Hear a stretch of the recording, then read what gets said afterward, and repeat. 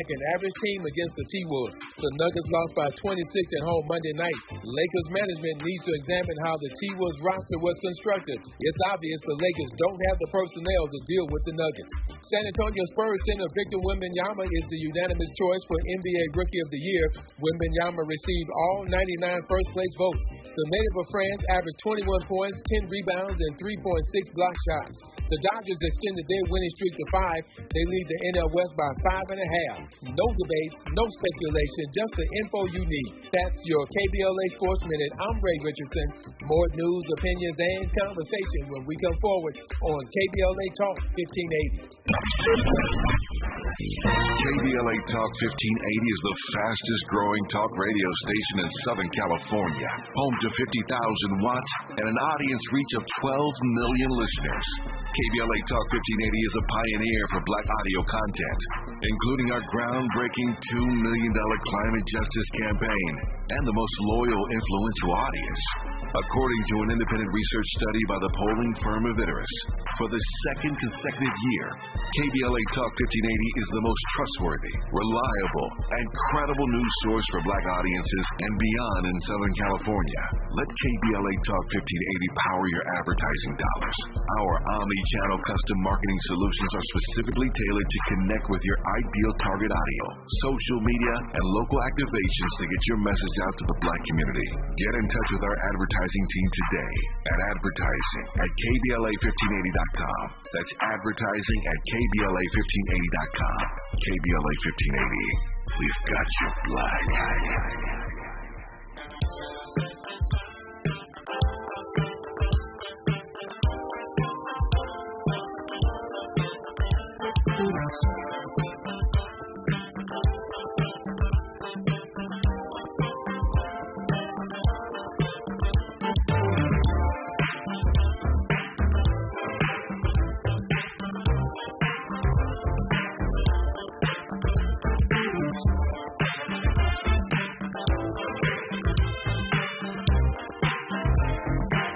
I'm Tavis, Smiley, and I'm thrilled to have you hanging out with us today on our program. What an amazing hour we just navigated our way through, and this promises to be just as good, if not better. I've been waiting on this conversation with Nell Irvin Painter, noted celebrated historian and author, joins us in this hour for the hour to discuss her new book, I Just Keep Talking. I could have said that. That's a great title. I Just Keep Talking, a new collection of essays spanning art, politics, and the legacy of racism that shapes American history as we know it. I am thrilled to have Nell Irvin Painter on this program. Professor Painter, how are you today? Thank you. Well, I am thrilled to be with you. I am thrilled to be speaking to people in my home state of California. We are glad to have you on in your home state of California, for that matter, all across the country. They're hearing you in New York, they're hearing you in Chicago, Philadelphia, New Orleans. You're being heard everywhere right now. We're honored to have you on. Right. Let me jump into this. Jump into our conversation with this. I think I just saw this message pop up, and when I'm on the air, I'm getting messages from people all across the country in real time. I saw this, and it tickled me, so I hope it will tickle you. Let me just read something from one of our listeners. Sure. Hi, Brother Tavis. I am giddy with anticipation to listen to your interview with Ms. Painter, and I'm chuckling at the recollection of how she had to gently but firmly set Maria Hinosa. What's Maria's last name? Maria Hinosa. Maria Hinosa straight about the correct title of her book, The History of White People. Ms. Hinosa was insistent on calling it A History. Ms. Painter replied, oh no, it's not A, it's The History. He said, the writer says, that is priceless.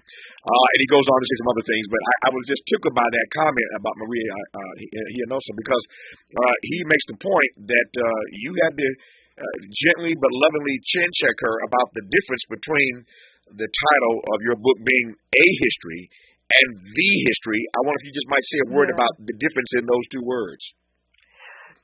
Well, yes. I also thought about calling it A History. In French, the French version is simply history, Histoire des Blancs. So they don't have an A or a the. But the question was I going to hang back or was I going to be brave and out front? And my friends told me to be brave and out front, that if I were a white male author, I would have called it The History of White People without even a second thought. I'm glad you went that direction, and so is that particular listener. I just thought that was that tickled me, and I thought I would share it with you. Let me pivot from that to this then. How have you seen your role and your responsibility for all these years as an African American historian? Well, there's lots in that question. And if you have had the chance to look at my introductory essay, I say it's a good thing I didn't die young, because I am a 20th century person. This summer I will be 82 years old, so I'm an old person, and I have lots of experience. And I've been in this business of writing books for nearly 50 years. Wow. So I remember emerging. I always got my kudos. I was tenured and promoted in 3 years, and then another 3 years I was promoted to full professor.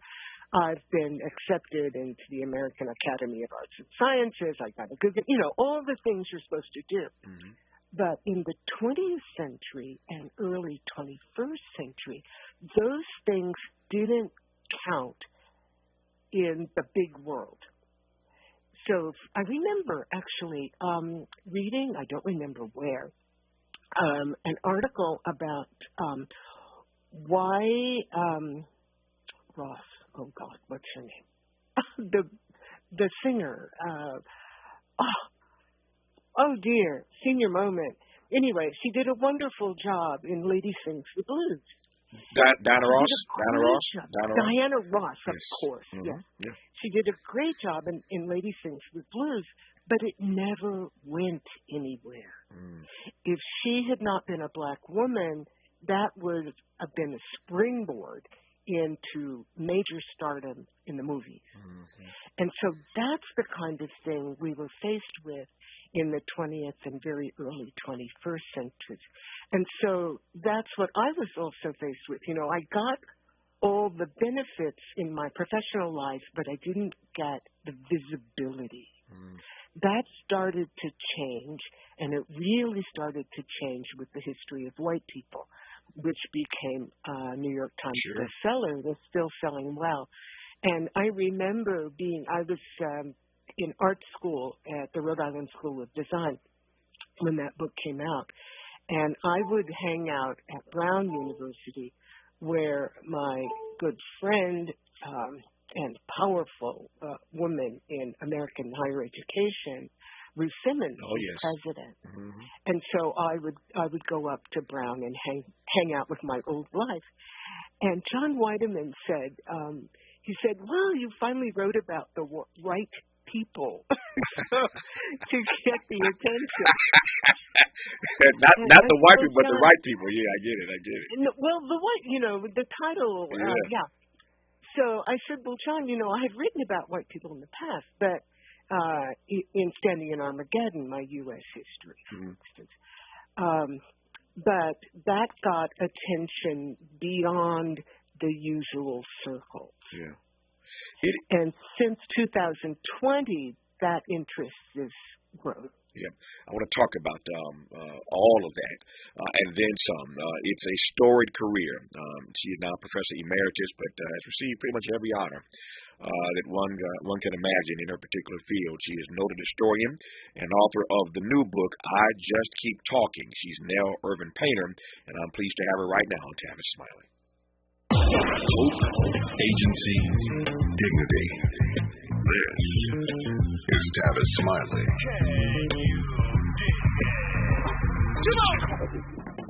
Hey, y'all. Mona Swain here from Target's new YouTube series, My Cart is Full, where we feature Black founders and creators highlighting their connection to our community.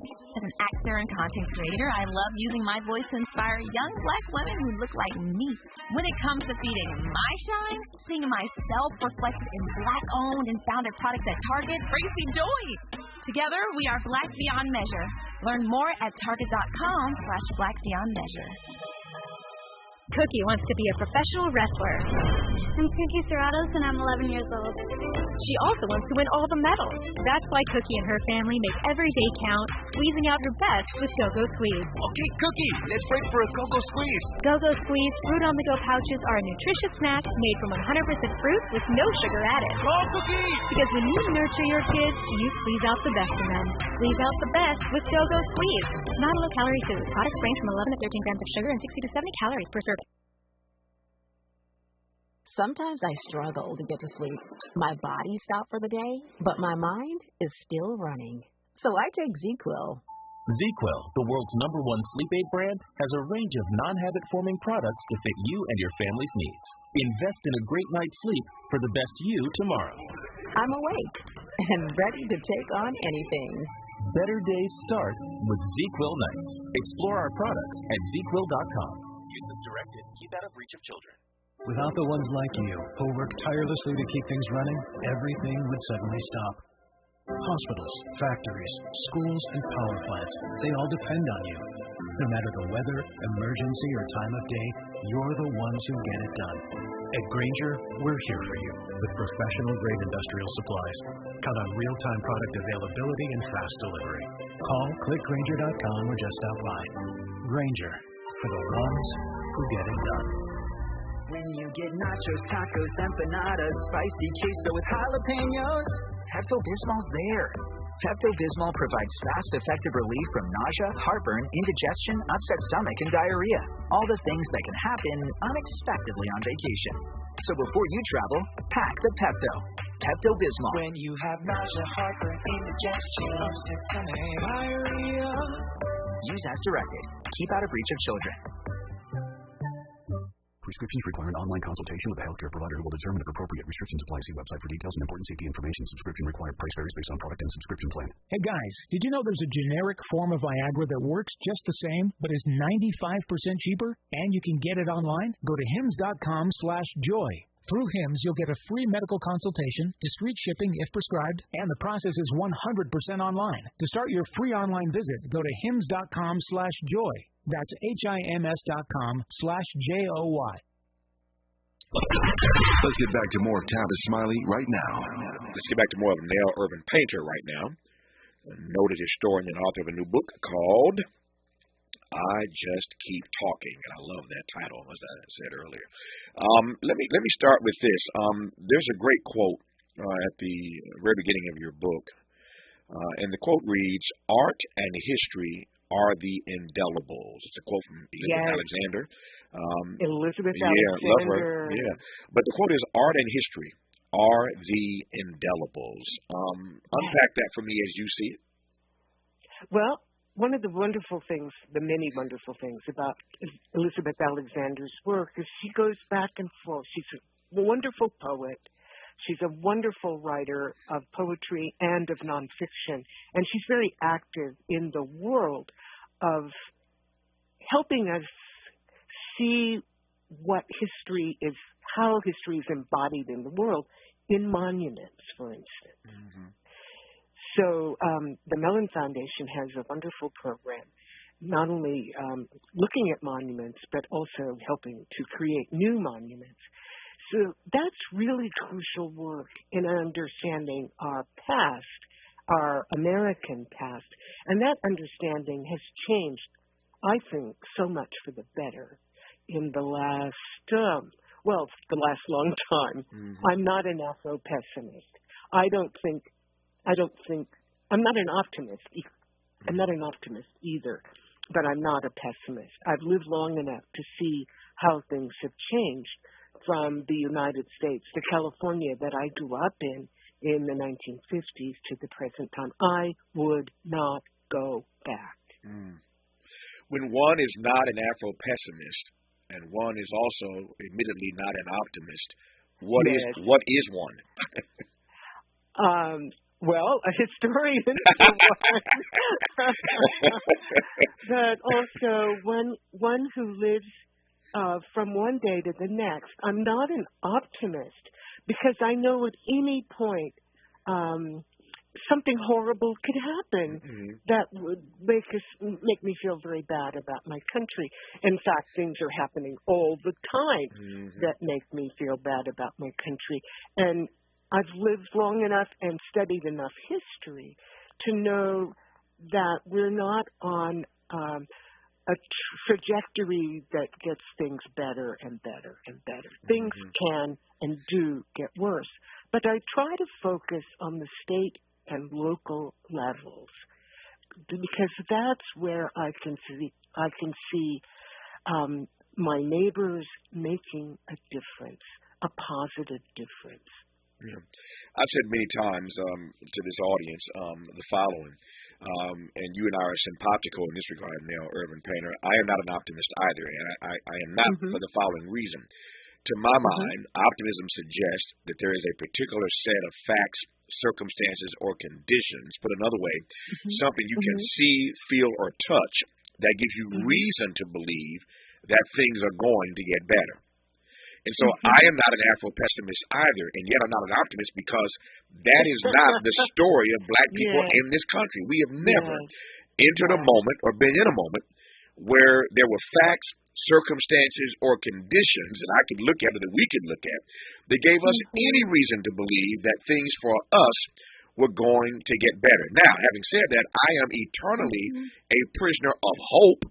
And that's why I love that Bible verse that faith is the substance of things hoped for, the evidence of things not seen. So for me, I'm not an optimist either, but I am eternally a prisoner of hope. How would you respond to that? Yeah. I would say that you have thought this through much more carefully than I. But I would also say that if we generalize about how many millions are we? 35 million, 40 million. It's too many people to generalize about. Okay. I can't generalize about the United States either. We're 350 million people of all sorts. And black people are people of all sorts. And if we look only at the big picture, we're going to get dejected. But if we look at, say, your life or my life or the people of New Jersey, the black people in New Jersey, we can see places where things are better than yesterday. We also see what we still have to do. I asked you moments ago what your end and aim has been, or how you saw your role and responsibility is exactly how I phrased it. Being an African American historian all these years. Let me tweak that question a bit, because you write about this, of course, in your book. I Just Keep Talking. Who decides what is history? Nell Irvin Painter. Yeah. Well, you decide what is history. I decide what is history. Your listeners, my readers, decide what is history. We make history every day, and we craft historical narratives. There's so many. There's no one. And so we can make those narratives, and we can make what happens by being active. How do you explain, and I'm not naive in asking this, but I want to probe it anyway. How do you explain to this conversation about who decides what history is or what is history? How do you explain how historians prior to Nell Irvin Painter got it so wrong in so many instances? I don't need to unpack that for you, but there's so many things that we were taught or frankly not taught. Not taught. Yeah, courtesy of historians that they just got wrong. How do you explain that this profession in so many instances just got it wrong? Well, it's not the profession. Okay. That's like, you're talking here thousands and thousands of people. And there's also a long history, especially in the 20th century and the 21st century, of historians getting it right. So, for instance, if someone came up to me and complained about not having books in the library on Black history, I'd say, have you been to the library? Because there are thousands of books. Many of those books were written before the big publishers and the big distributors were interested in making that history accessible. But that history is there.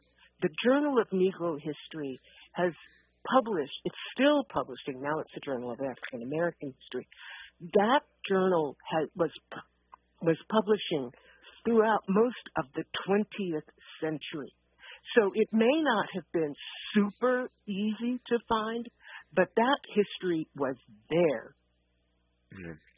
Let me share with the audience before they get a chance to get into your book. It's available wherever fine books are sold. It's called I Just Keep Talking. And I want to just quickly give them an illustration of what they're going to see when they get inside the book. In the content section, the book is broken up into the following sections. And I want to probe our guest, Nell Irvin Painter, on some of these sections. Autobiography, biography, history, Southern history, whiteness, and visual culture. Those are the master headings, if you will, of the sections in this particular text. And I want to move through, for the rest of the hour, some of the things that, you cover so much. You've written so many essays over the course of your brilliant career. And I want to just probe some of these things thematically, if I can. In the biography section, you write about the gifts of John Hope Franklin. I was honored to meet John Hope Franklin a few times, interviewed him, spent some time with him, didn't know him the way you did, I'm sure, but just a huge fan. I have always been of the late, great John Hope Franklin. But there's in this particular section, you use this phrase, proud race citizenship. Proud race citizenship. Can you unpack that for me? Yes. Well, the idea of being a race man, that's a 20th century term. I don't know if people still use it. But it was often someone so light-skinned they could pass for white, or so rich they didn't suffer the indignities of poverty. But you always kept in mind what would be good for the race. Now, you're probably hearing difficulties right there. Who decides who the race is? who decides what's good for us? So the other day, I had the great pleasure of talking with Doreen St. Pierre in Brooklyn, and she said to me, you as a Black nationalist, and I said, no, I am not a Black nationalist. I have never been a Black nationalist, because nationalism forces us into a mold. And for me, for instance, as a Californian and somebody who grew up on the left, I didn't fit that mold. And also, I was not a man. So much of nationalism, not just Black nationalism, but nationalisms are very male-centered. So I couldn't go along with that either. But the main problem was the assumption that somebody else could decide for you or for me what was the right thing for all of us. And you and I mean, we have a common familiar, beloved familiar in Cornel West. Oh, yes. But you and I have different relations to him. And if I started dictating to you how you should relate to Cornel West, that would not do. No. Since you went there, I'm going to follow you. Sure. I'm going to see him in a couple of days, and so I know he's going to ask me. Give him my best. I know he's going to ask me, how did the conversation go with Sister Nell? Yes. Sister Nell, how did the conversation go? I know he's going to ask me. So I've asked this of others who know him, as I ask of you. His candidacy for president took many people by surprise. I'm just curious as to what you make of his candidacy. If he were here, I don't speak for him, but if he were here, I think he might frame it in this way. He wouldn't put it this way. He wouldn't. This is not a quote, but I think he sees his running as an act of not just as an act of defiance, but as an act of desperation. And by desperation, I mean just desperation, just that somebody needs to hold it, as the old gospel song says, hold up the blood-stained banner. Somebody's got to tell the truth. But what's your read of his campaign? Well, on the one hand, we share values, and I share the values that are at the heart of his candidacy.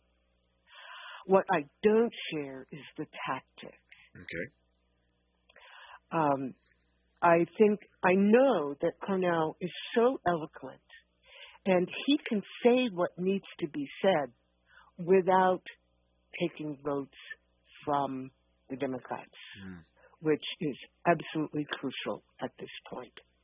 I love to know that you and Cornell are spreading the word about what needs to be done and about what values need to be respected. I agree with you 100%, but I don't support a candidacy for president. Yeah. That leads me right into a conversation that you cover in this book in great detail. And I love how you literally just titled this section "Whiteness." The first entry in the piece is what whiteness means in the Trump era. Dr. West has had a lot to say about that on the campaign trail. What does Nell Irvin Painter say about what whiteness means in the Trump era?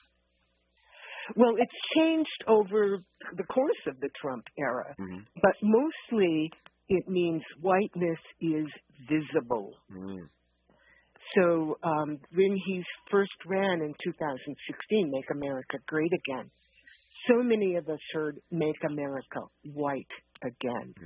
And with his embrace of Christian nationalism, and here by Christian nationalism, I insert the silent word, which is white. I don't know of black Christians who are Christian nationalists. There are probably some out there, but I don't know of them. So Trump has made whiteness visible for people who always assumed they were individual. So the ideology of race in this country makes us, black people, marked by race. We have a racial identity, which we embrace, but which we also know entails a great deal of tragedy and trauma. But we embrace it. We are proud black people.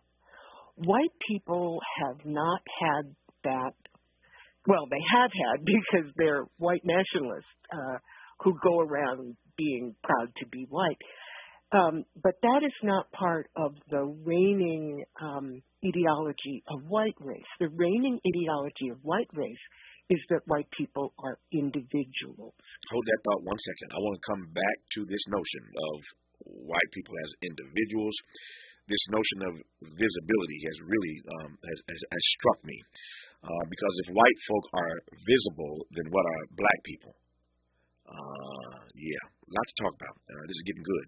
Our guest is Nell Irvin Painter, noted and celebrated historian, author of the new book, I Just Keep Talking, and we'll just keep talking when we come forward on Tavis Smiley. What's your quarrel with the world? You're listening to Tavis Smiley. Paid for by government.com. Did you know? The United States Mint has issued a new Morgan silver dollar coin in proof condition for the first time. Not only that, they are also minted in 99.9% pure silver for the first time ever in history. Coin experts are calling this an amazing opportunity for anyone that knows the enduring popularity of Morgans. But you must hurry. Only 400,000 of these legal tender silver dollars were issued. These first ever Morgan silver dollars are brand new with stunning mirror-like finish, minted by the iconic San Francisco Mint. Call now and you're guaranteed a new first ever 99.9% pure silver proof Morgan dollar. To learn more, 9717. If you order now, you will receive a free coin collector bonus pack, a $25 value, free with every order. Call 1-800-973-9717 now to secure your new Morgan silver dollars before they are gone. That's 1-800-973-9717. Thanks for joining us. I'm Mike Moore. Here's the latest from the Black Information Network. Former President Donald Trump's criminal hush money trial resumes after an eventful day in the New York courthouse. The judge in the case threatened Trump yesterday with jail time for again violating his gag order when he talked about witnesses in the case.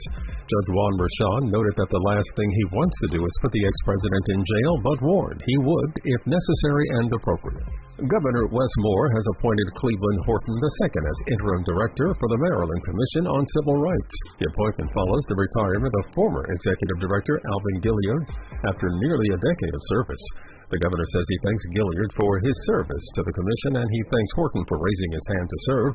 Horton has most recently served as deputy director. And that's the latest. I'm Mike Moore from your 24/7 news source, the Black Information Network and BINnews.com. For victims of drunk and drug driving, our grief is unique. But you are not alone. You always have a place at MAD. Call our 24-hour victim helpline at 877-MAD-HELP or visit mad.org. This is the KBLA Sports Minute with Ray Richardson. The Lakers front office needs to be taking notes on how the Minnesota Timberwolves have taken a 2-0 lead against the Denver Nuggets in the playoffs. The Nuggets have 8 straight playoff wins over the Lakers, but they have looked like an average team against the T-Wolves. The Nuggets lost by 26 at home Monday night. Lakers management needs to examine how the T-Wolves roster was constructed. It's obvious the Lakers don't have the personnel to deal with the Nuggets. San Antonio Spurs center Victor Wembanyama is the unanimous choice for NBA Rookie of the Year.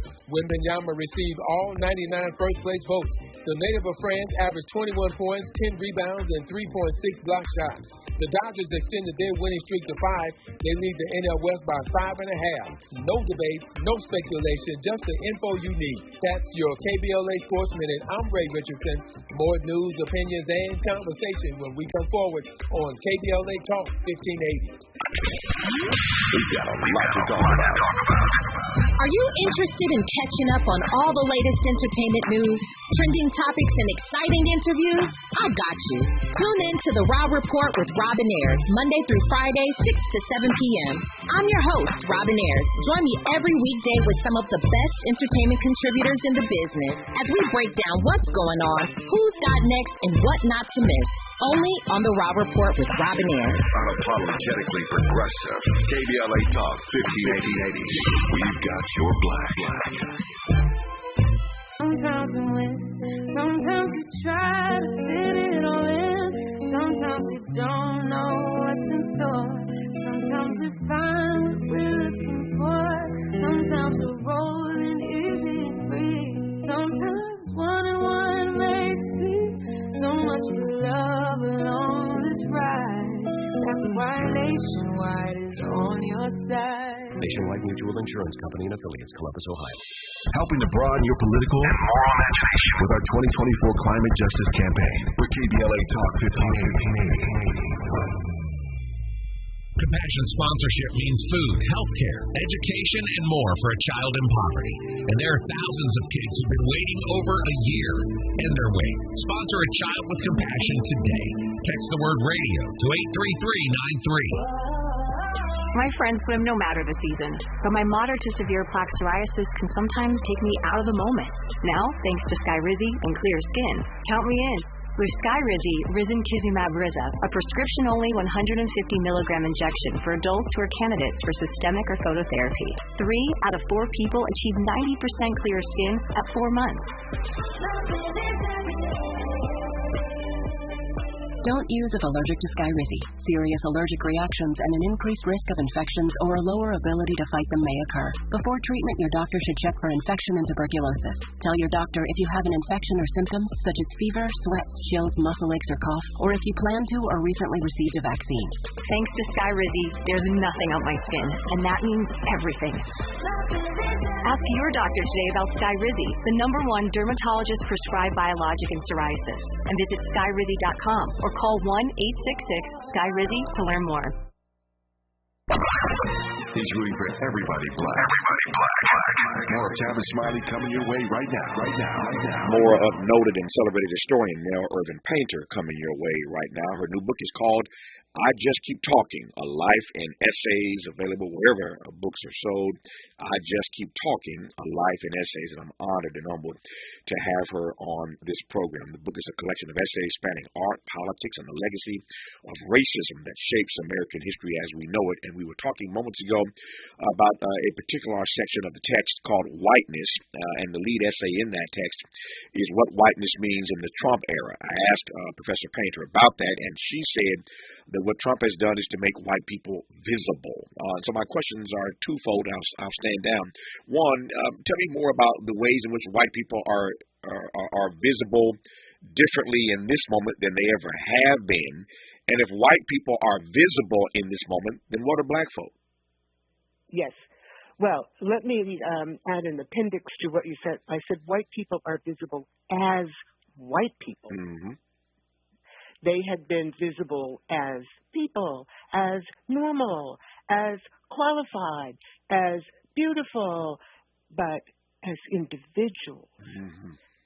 So nowadays you're very likely to see a speaker identified as white, whereas that would not have happened probably before the time of Trump, actually.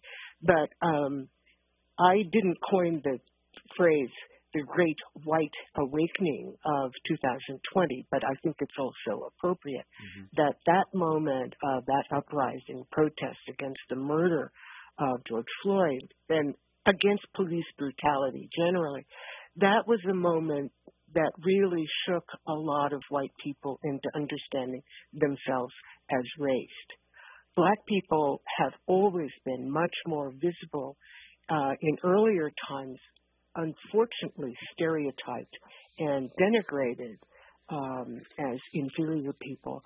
But in the late 20th century and in our present time, we have so many black artists, authors, black people creating so many various ways of rendering visible blackness as individuals, as a group, as a special group, say black artists or black movie stars or black writers. So we don't have to say, oh, we're just this one thing now, because so many of us are speaking up and being heard. People were speaking up in the 20th century, but they were not widely heard. Yeah. I mentioned earlier that the book spans art, politics, and beyond. Since you have referenced now art a couple of times, let me just ask this question, and I'm not naive in asking it, and I should preface it also by saying one listens to this conversation understands that you don't like generalizations. I don't either, but I feel you on these generalizations, these broad assessments and statements. I get that, and yet I am curious as to whether or not I tread lightly about what. But I just want to get inside your head. I was talking to someone on this program the other day, and I referred to them as a citizen artist, and that's how I saw them. They are a citizen artist. There are many artists that don't want to necessarily step into that realm.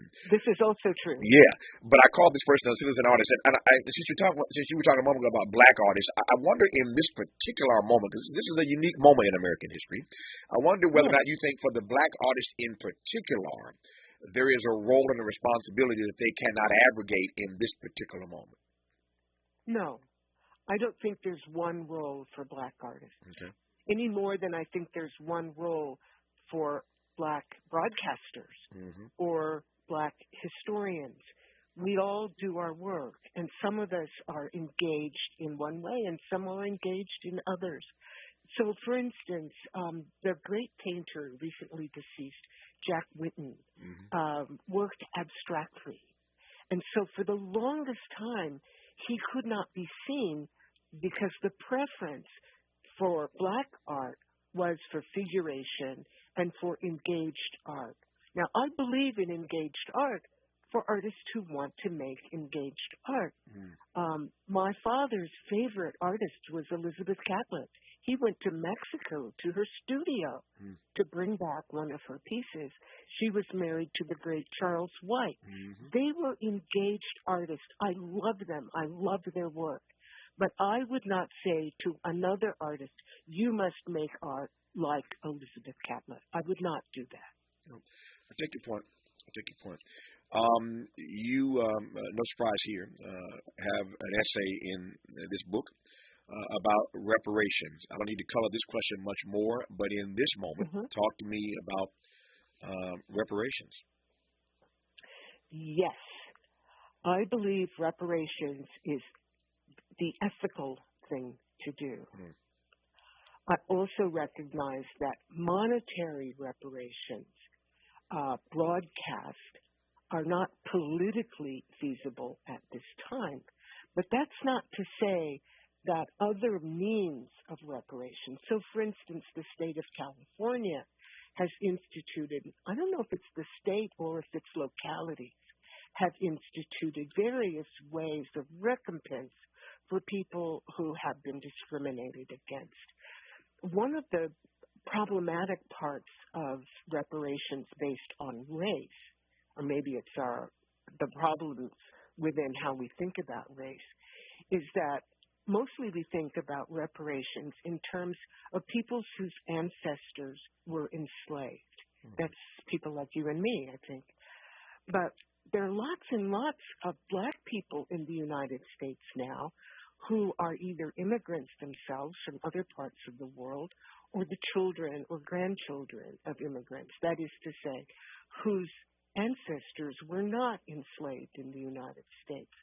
So this complicates, even as those people may now suffer discrimination based on race. But you see, there's a complication there when we talk about ancestry. So in my essay, I say that every person who says they are a black American should have a therapist for life because living in a racist environment drives you crazy. And I said that some time ago to Stephen Adebato, who's a New Jersey journalist of Italian ancestry. And he said, well, I need a therapist for life. I said, well, all you have to do is declare yourself a black American because we come in so many shapes and colors and ancestry. Probably every American needs a therapist for life, but definitely living as black in our racist society does drive you crazy. So you have to do a lot just to keep yourself sane. Yeah. When we come forward, I want to ask you the following, given what you have just said now, and that is, as a noted historian, how you would suggest that the good white folk think about race in this moment. You used that phrase a moment ago, depending on how one thinks about race, or considering how we think about race. And I'm just curious how you would suggest that the good white people think about race in this American moment. That and more when we come forward with Nell Irvin Painter. Her new book is I Just Keep Talking. And you're listening to her right now on Tavis Smiley. Interrogating and unpacking. That's what we do around here. You're listening to Tavis Smiley. What is dedication? My biggest fear in the middle of my addiction was that my kids wouldn't have a father. And I started thinking, you know what? This isn't my story. I definitely had to become a better man to be a better father. It's important to me that my kids are empowered and truly believe that if they can think it, they can do it. That's dedication. Visit fatherhood.gov to hear more. Brought to you by the U.S. Department of Health and Human Services and the Ad Council. Joey from Vermont, a farmer trying to get through the winter. Adriana from South Carolina, a single mother living paycheck to paycheck. Liam from Ohio, an injured father struggling to provide for his family. Hi, I'm Shanola Hampton, And I support the Feeding America network of food banks because they help provide over 6 billion meals to people in need each year. Learn more at feedingamerica.org.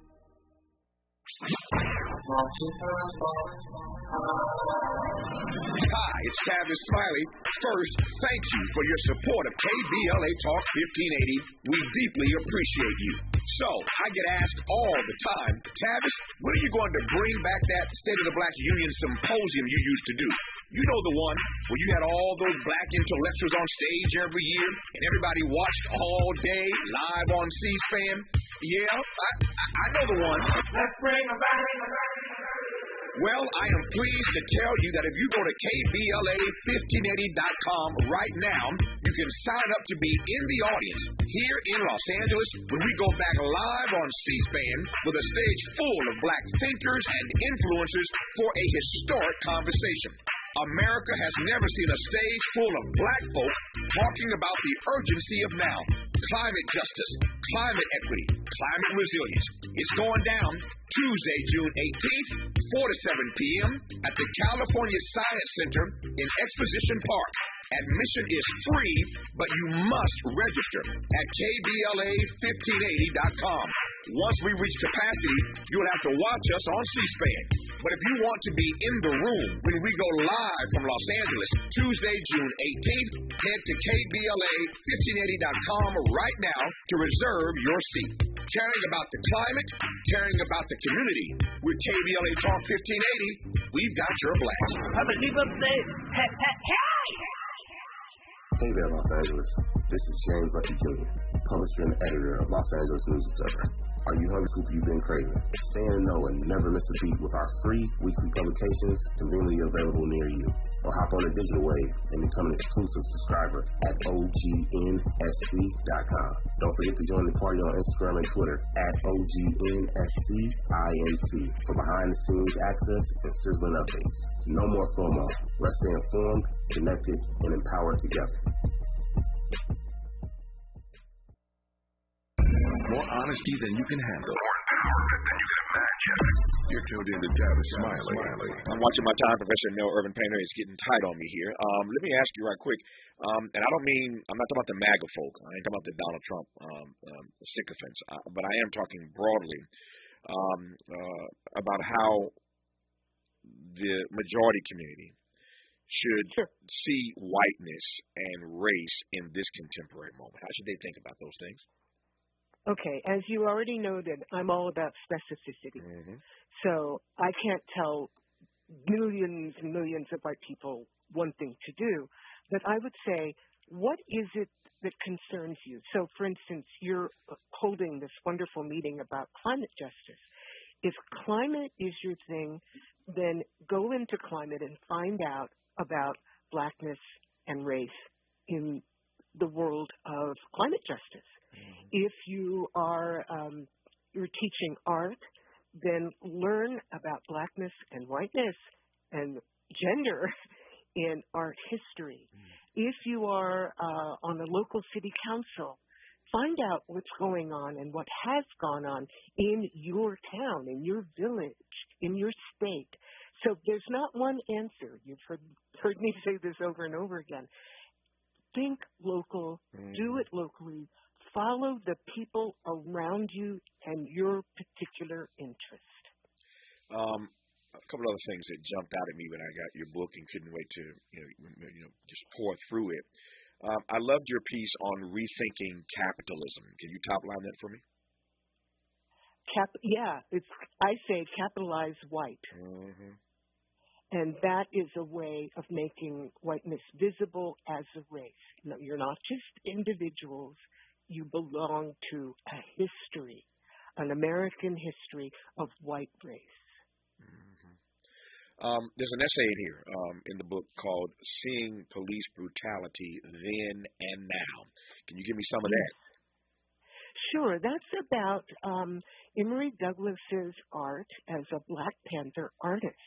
Now, Emory Douglas was a very engaged artist. He was a citizen artist, and I applaud his work. As you see, I put it in the New Yorker. Mm-hmm.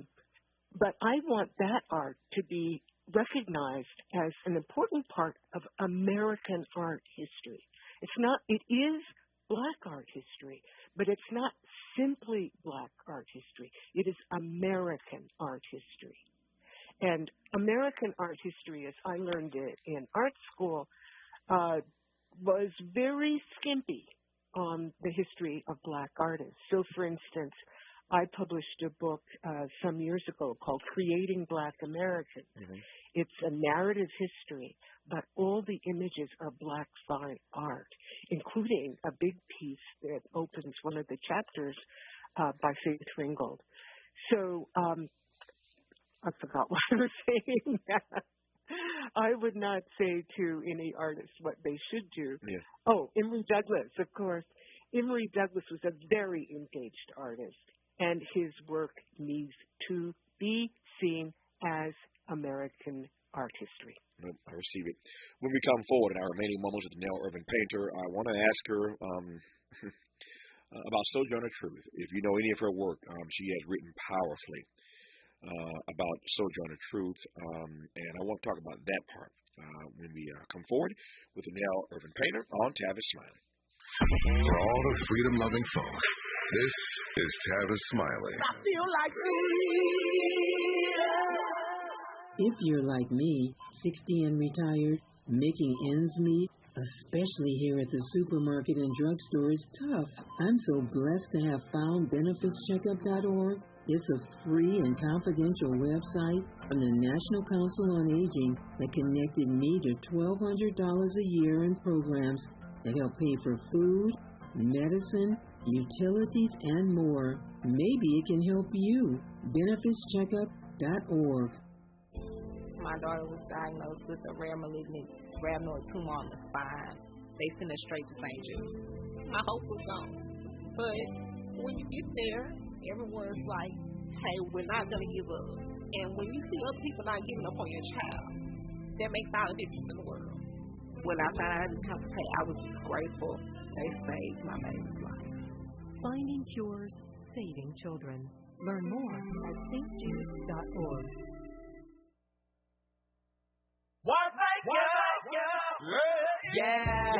The California Crusader newspaper would like to thank all of our subscribers for their support throughout the years, proudly serving the South Los Angeles and South Bay areas for more than 40 years. The California Crusader is a multicultural, Black-owned, adjudicated newspaper that focuses on providing newsworthy information to the people in our community. We're constantly looking for ways to assist businesses in our community to connect with our subscribers. We provide low-cost, effective ways to promote your business with our reasonable and affordable advertising rates. You can participate by suggesting, sharing, and submitting your stories on the California Crusader newspaper Community Share Facebook group page, or visit our website at cal-cruise-news.com. That's calcruisenews.com. Then click on the Submit Now button located on the top right corner of the homepage, or text CCN to 42828. Again, text CCN to 42828. The California Crusader newspaper, working together to build a better community for our future. Subscribe today. My ride smells just right, just right, just right, just right. I gotta try that Febreze car. Just right, just right, just right. La la la la. With up 40 days of consistency, all over Febreze car, crisp right on your face. You know my car's my happy place. Keep that smile on my face. It smells just right, just right, just right. Yeah, breathe happy Febreze. La la la la. Helping to make you the most knowledgeable person in your circle of friends. This is Tavis Smiley. This is Tavis Smiley with Nell Irvin Painter. I've got about 5 minutes left in this conversation, which has been rich. I've enjoyed it immensely. Let me see how much ground I can cover in these last 5 minutes. Nell Irvin Painter, say a word to me about Sojourner Truth. Okay. I have a book out in second edition right now called Sojourner Truth, A Life, a Symbol. It's available in paperback. So that's the first place to go to. It's a biography. So from birth to death, and then afterlife is a symbol. I'm currently working on a new book on Sojourner Truth called Sojourner Truth Was a New Yorker, and she didn't say that. We need to know that Sojourner Truth was a New Yorker. And the phrase associated with her, and really it's a slogan, it just dismisses her. It misses the real wealth and fascination of her life, which is aren't I or ain't I woman, which Sojourner Truth did not say. A white woman journalist made it up 12 years after Sojourner Truth spoke in Akron, Ohio in 1851. Her name was Frances Dana Gage. She was a journalist. She made a very dramatic story that has gripped Americans for 150 years. Sojourner Truth herself is so much more fascinating than what she said. I mean, she did say words to the effect that working women, black women, all women, and all people deserve their citizenship rights. Yes, she said that, but not in a pithy phrase, aren't I a woman? She didn't say that. But Sojourner Truth lived a very rich life, starting in New York. And if we understand that New York was a slave state and that there were lots and lots of black people in New York, we get a much fuller view of black people's history in the United States. So the slogan would reduce Sojourner Truth, I think, to a Southerner, because we just assume that any black person who had been enslaved was a Southerner. Mm-hmm. Sojourner Truth was not a Southerner, and her not being a Southerner strengthened her in ways that someone like, say, Harriet Jacobs, living in North Carolina, just didn't have access to. Sojourner Truth could use the law. Harriet Jacobs in North Carolina could not. I've always been fascinated by your fascination with Sojourner Truth, and I love how beautifully you have researched and written on this and continue to write about it. I look forward to that text when it drops. Let me close with this. I got about 2 minutes left in this conversation. Along, of course, with your writings, this collection, I Just Keep Talking, features some of your original artwork threaded throughout the book as counterpoint. That must have been pretty cool as an exercise. Yes. I'm glad you said it. It was pretty cool. Yes. Yeah. Tell me finally here, what you hope. This book is the first time ever you've collected all of your work, or so much of your work at least, in one particular space. What do you hope the takeaway will be from people wrestling with your thoughts and your viewpoints over many, many years? Yeah, well, let me say first, though, I did have a previous collection of essays on Southern history called Southern History Across the Color Line, which has been out for 20 years. It's also in its second edition now. But, yes, this one is much more comprehensive. And what I would love is for each reader to engage in her or his or their own way. I would love to offer something to a variety of readers and seers, because I want them to see as well as to read. Beautifully said. The book is called I Just Keep Talking, A Life in Essays, from perennial New York Times bestselling author and noted historian Nell Irvin Painter. Professor Painter, I've enjoyed this immensely. Thank you for your time, and thank you more importantly for your work and your witness. I deeply appreciate you. Thank you very much, Tavis Smiley. Good to have you on. More of Tavis Smiley when we come forward. KBLA 1580 Santa Monica. Thanks for joining us. I'm Mike Moore. Here's the latest from the Black Information Network. Former President Donald Trump's criminal hush money trial resumes after an eventful day in the New York courthouse. The judge in the case threatened Trump yesterday with jail time for again violating his gag order when he talked about witnesses in the case. Judge Juan Merchan noted that the last thing he wants to do is put the ex-president in jail, but warned he would if necessary and appropriate. Governor Wes Moore has appointed Cleveland Horton II as interim director for the